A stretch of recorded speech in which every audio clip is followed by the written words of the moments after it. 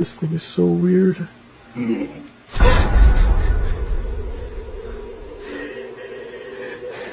Can you understand me?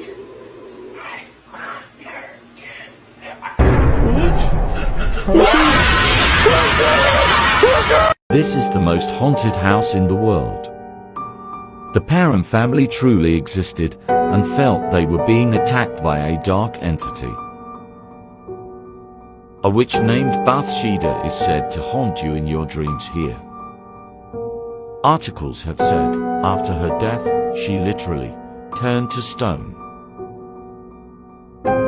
She died of old age, but all 4 of her children never got past the age of 4. Carolyn Perrin, of the family, said she felt a piercing pain in her calf. She noticed a puddle of blood and a perfectly concentric circle mark on her calf. Bathsheba the witch was suspected of killing an infant with a knitting needle. They believe she brought the needle to her afterlife, forever being a demonic presence in the conjuring home.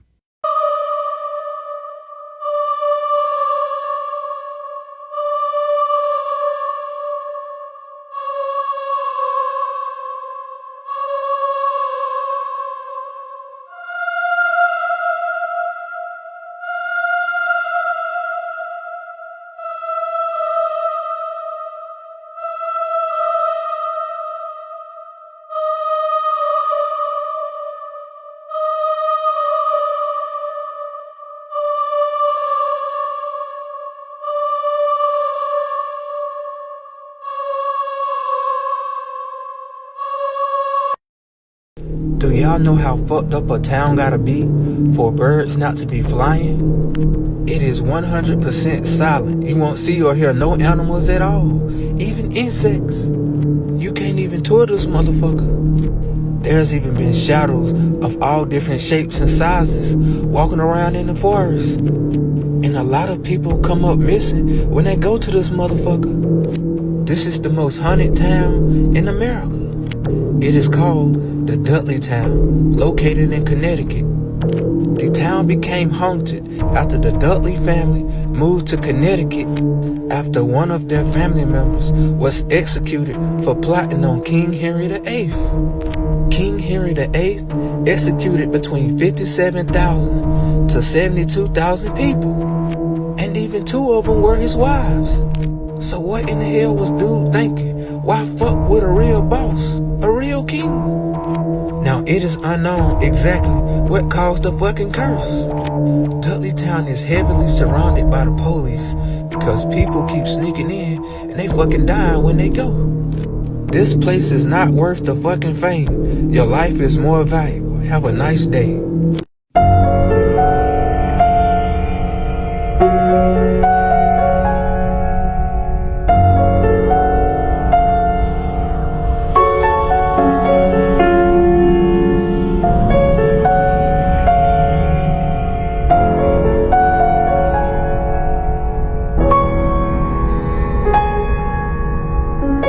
Do not enter the Haunted Hill House. Experts have called it the most haunted house in the paranormal world. I won't sleep in this house. I have before in the past, and that's when I was attacked. Attacked by what? They're not spirits, they're entities. They're bad things. Owners Catherine and Eddie Estes aren't the only ones who've been attacked. A lot of people have been injured physically in this room right here. Visitors can rent the house and do their own paranormal research, but most people who stay here don't make it through the night. Something crazy happened and they're like, we need to go ahead and go. We've had scratches, bite marks, burn marks. And a lot of it comes from an entity they call Toby. We can go into Toby's room real quick. One of the women staying here took this picture. You can clearly see a face they believe is Toby. And it was one of the creepiest things I've... Other guests say they've heard Toby's demonic voice. It's very quick, stuff like that. But what happened downstairs will make your skin crawl. The most, horrible things have happened in this room. Now watch. One of the women on the bed started taunting a spirit when all of a sudden something pulled her off the bed. So we're gonna rewind it again. A year later, that same woman visited the house again. Something scratched her so badly, blood soaked through her shirt. At this point, I wasn't sure I was believing any of this until... What was that? Did you hear that? In the middle of the interview, we heard something scratching. My microphone didn't pick it up very well, but I'm being completely honest when I tell you I heard it clearly. I just heard like scratch. And a little later, I heard the same demonic growling many others described. I'm not convinced if it was a ghost, a spirit, or a demon, but I do know I can't explain it. And if you don't believe me, make a reservation, because I bet you won't make it through the night. For whatever reason, they're pretty close to the house this morning.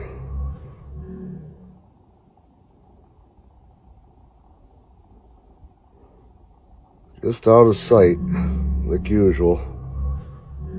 Girlfriend just came upstairs screaming, woke me out of bed, said that there's something on the roof, and I don't see it. She thinks one of them's up there somewhere. I don't know. But she said she's going to leave if I can't do something about it. So I don't know what to do here. What the hell was that? All over the damn place again tonight. I'm going to keep walking towards it.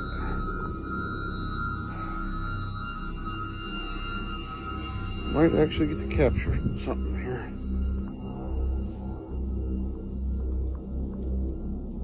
All right, whatever you are, you need to leave. Stay out of this place. This is our home. This is our home.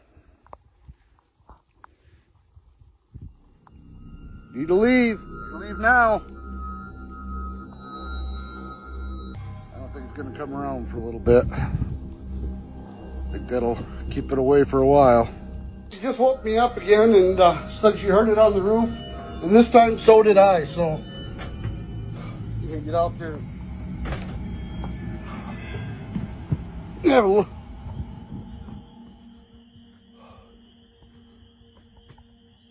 Okay. Oh, holy shit. All right. Son of a bitch is one on the other side of the house. Oh.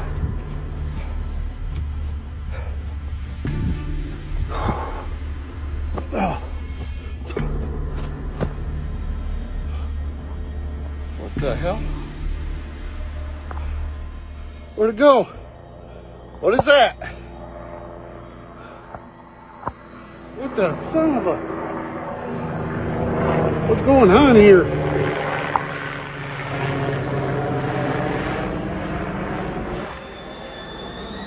Oh my God. The Hollymont House is a house in Beechwood Canyon, built, as far as we can tell, in the early 20s. My friend Barry Taff, a renowned parapsychologist, lived there for 10 days, and in his 30 years of experience, it was the area of most sustained phenomena, as he puts it, that he's ever encountered. We did witness the first night there a lowered cupboard door in our kitchen fly open and a large frying pan take off and fly across the kitchen. A young lady walked into the house. A chair zipped across the room, pinned her to a wall, held her there. We proceeded to see light, like blue balls of light, like St. Elmo's fireball lightning flying about the room. Spontaneous fires broke out in the house. Things disappeared. The bedroom was ice cold. Felt like a refrigerator. Shiver in there. It was extremely cold. A priest came to bless the house. The moment he entered, his hat disappeared from off of his head, and they later found it on an inaccessible portion of the roof of the house. And there was also something that was present. It was a foul odor. It smelled like decomposing organic matter, a horrible stench that we could not trace down. The ghost of a woman has been seen in the house. Barry even smelled her perfume. Upon further investigation, Barry found that the house next door was also suffering some of the same sort of paranormal activity, and they found a tunnel under this house next door connecting the two homes, In this tunnel, they found the grave of a woman, simply marked Regina, 1922. The first date for the house that we found was 1924. So, someone took the time to bury this woman secretly in this tunnel, yet they took the time to mark it. Who's brave enough to spend the night in one of the most haunted homes in America? It's in Savannah, Georgia, and it was so haunted they made a horror movie about it. This is the most haunted house in the world. The Parent family truly existed and felt they were being attacked by a dark entity. A witch named Bathsheba is said to haunt you in your dreams here. Articles have said, after her death, she literally turned to stone.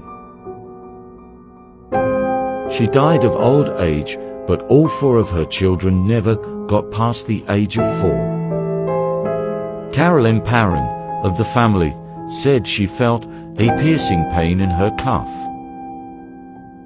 She noticed a puddle of blood and a perfectly concentric circle mark on her calf.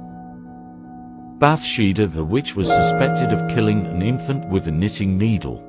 They believe she brought the needle to her afterlife, forever being a demonic presence in the conjuring home. Knock, knock. Over the course of a couple of months, a series of strange events began to occur in several states in Malaysia. People began to report that someone had knocked at their door very late at night, but when they went to answer, there was no one there.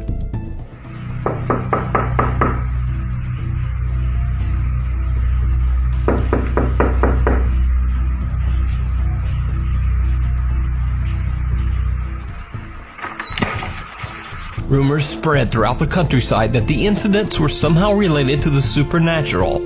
And strangest of all, this odd occurrence wasn't just reported by one person, but multiple people across completely different states, spanning a large section of the country.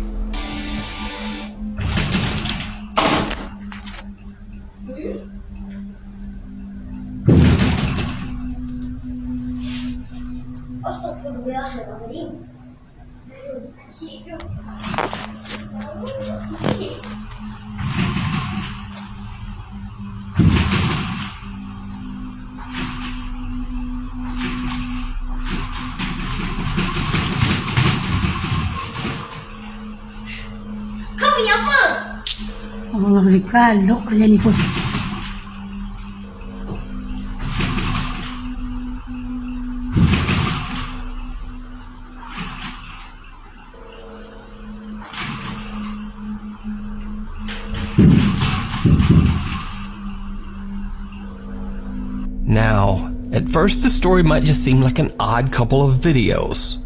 But no. These incidents were widely reported. In fact, the story got so much attention that it even made it into Malaysian print and TV news. But this bizarre story of supposed ghosts knocking on doors in Malaysia took an even stranger turn just last month. You see, residents of the neighboring country of the Philippines recently started reporting very similar terrifying experiences. Strange knocks on their door late at night.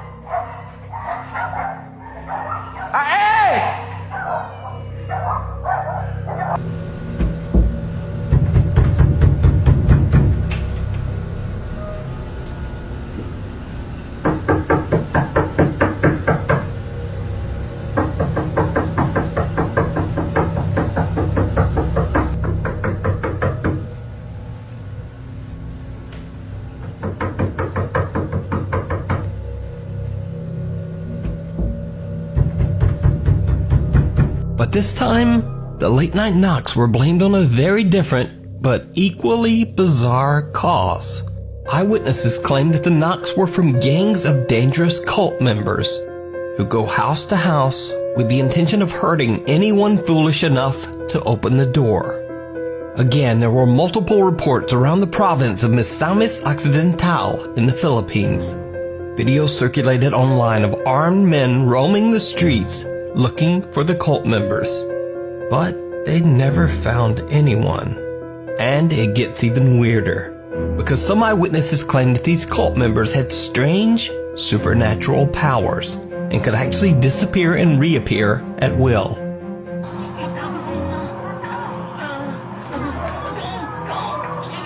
Lu, mawala lagi silang konhit.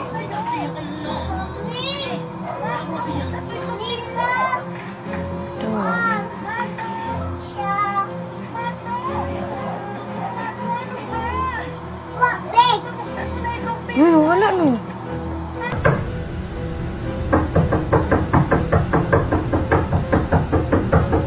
The reports were taken so seriously that the Philippine National Police conducted an extensive investigation. But the alleged dangerous cult members were never found. Likewise in Malaysia, no one ever found an explanation for the strange late-night knocks on the doors. So, the question remains, just what is going on in Southeast Asia with these strange reports of supernatural late-night knocking? And are the incidents in Malaysia and the Philippines related? Maybe we'll just never know. Here's footage of a man who buys stuff at a lower price and then sells it to make a profit on eBay. And that's one good thing about doing this for so many years. I kind of know just by looking, right? I don't have to scan every single one of these things. Did you see it? When he pulls out the CD case, he can see the image of a woman smiling, standing right behind him. He didn't notice until he loaded the footage onto the internet, but watch as he turns around to continue shopping. Nobody's there. And here's proof that he entered the shop on his own. Watch the reflection in the mirror. Mother. Canadian paranormal investigator Jordan from the popular YouTube channel Paranormies sets out on a solo investigation to a small 2-bedroom home in Winnipeg, Canada that is believed to be haunted by a troubled spirit. The house belongs to a man named Anesh who grew up in the home with his mother Manisha. But one day Anesh's beloved mother Manisha fell extremely ill. Refusing to go to the hospital, Manisha passed away on her own bed in the home that she and Anesh shared. Anesh was absolutely devastated when he found her. Struck with intense, debilitating grief, he was unable to call the authorities for 2 days as he mourned. Today, Anesh believes that he made a terrible mistake by waiting so long, as his culture believes that a body must receive a proper burial ritual soon after death, or the spirit could become trapped and unable to move on. Anesh claims that his mother has appeared to him as a white cat, greeting him every day on his way to work. He has also seen his mother standing in his bedroom doorway after waking up in the middle of the night. Anesh says that the home has been so paranormally active that he truly believes the spirit of his mother is trapped inside. Paranormal investigator Jordan spends the night at the house in the hopes of helping Manisha's ghost pass on from its earthly bonds. Jordan decides to try a supernatural test. He leaves a motion-activated ball at the top of the stairs in the loft before continuing his investigations downstairs. Later, when he finds himself back at the staircase to the loft, he's in for a chilling surprise. Okay, I think... Whoa! The ball's going off right now.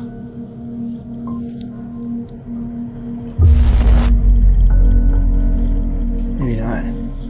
Okay, I think... Whoa! The ball's going off right now.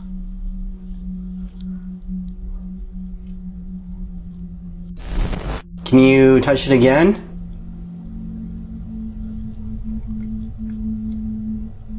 Thank you for being active and using the equipment. Manisha, one more time, please. Can you touch the motion ball?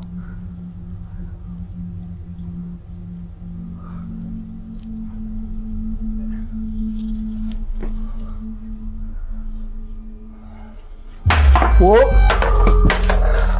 Oh. Okay.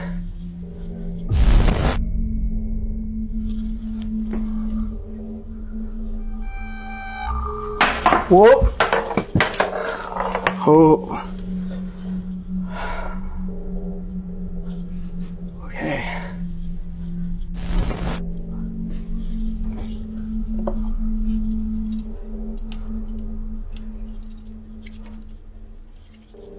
What?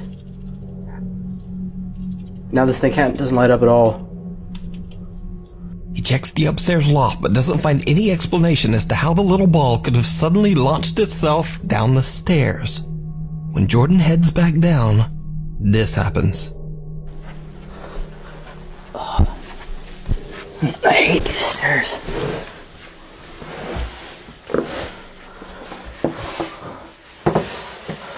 Whoa!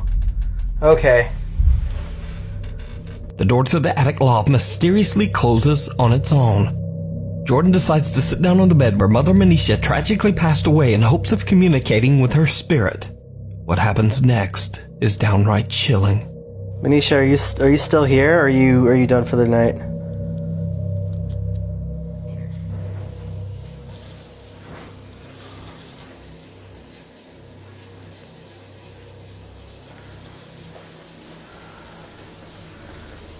Okay.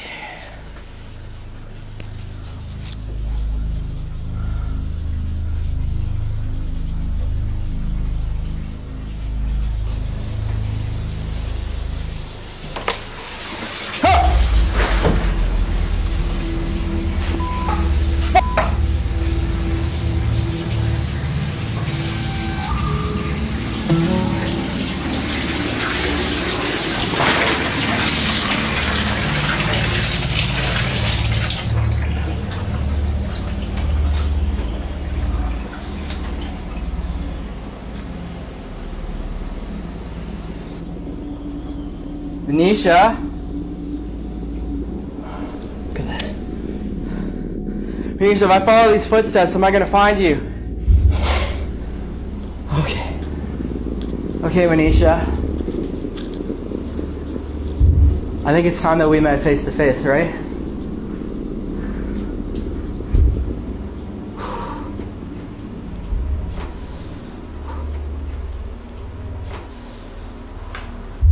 Manisha?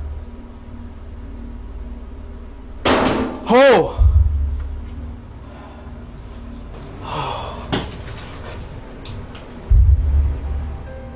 Oh my god. Okay.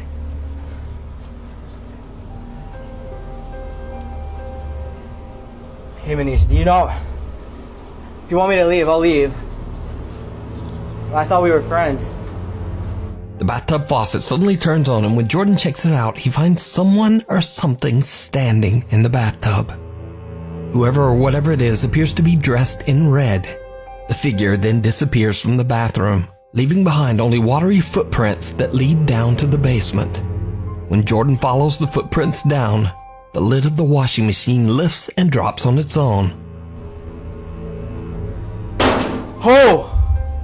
Then a light bulb next to the washer spontaneously bursts. Oh yeah, there it is.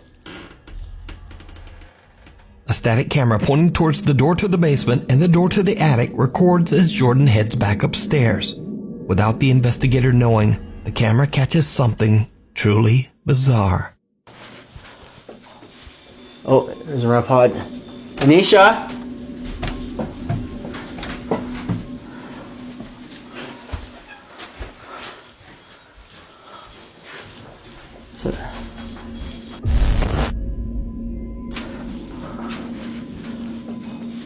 Oh, there's a REM pod. Manisha?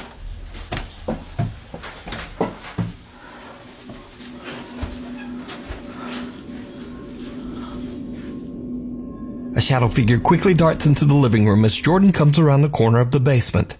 So could this be the spirit of Manisha still trapped inside the home she shared with her son? Let me know what you think down in the comments. You can watch this entire 2-part investigation with even more terrifying activity and a possible conversation with Manisha's ghost over on the YouTube channel Paranormies.